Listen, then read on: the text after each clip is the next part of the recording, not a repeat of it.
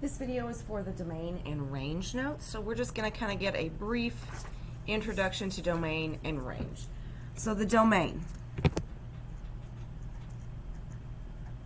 The domain is the set of input values for the independent variable over which the function is defined. The x value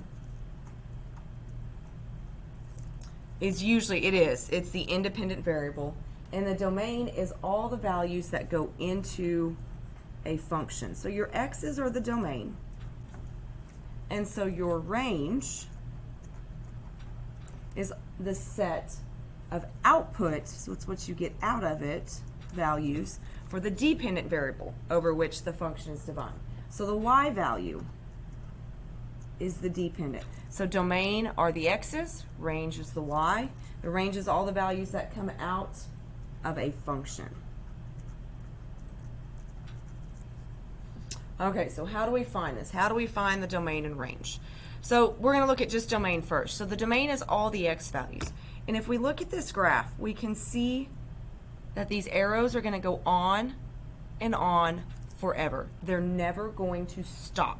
So when you have these arrows like this, your domain is all real numbers. So with linear functions, unless it has endpoints, it's a continuous function, your domain is going to be all real numbers.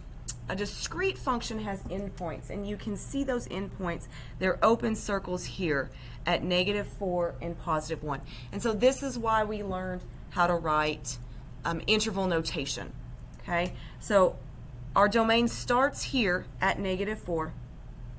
It's an open dot, so -4 is less than x, and x is less than, another open circle, 1. And so my x has to fall in between those two values, -4 and +1. And so that is your domain, the range, or the value of your x's. So for range on a continuous function like a linear, and linear are these nice pretty straight lines. The range is the same thing. It's all real numbers, because this graph is going to go on and on forever. I will eventually use, if I could draw a coordinate grid large enough, it would go through every single y value, all the way to positive infinity, all the way to negative infinity. Now for a discrete function, and this one's actually not a function, but we're going to find the range using this, or the domain, sorry. The domain are our y's, okay? So we've got a solid, I think it's solid, yep, solid dot here at 3. We've got an open circle down here at -4.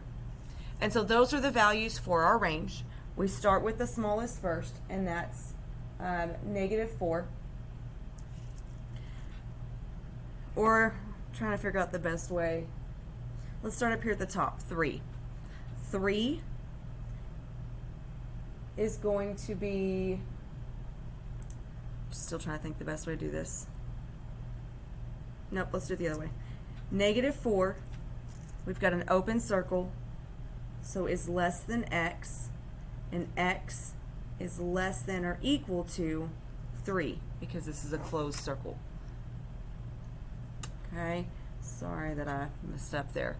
So our range is from this -4 to this +3. There are going to be, with this graph, it has endpoints, there are going to be no y values less than -4, and there's going to be no y values, I'm so sorry, that should have been a y,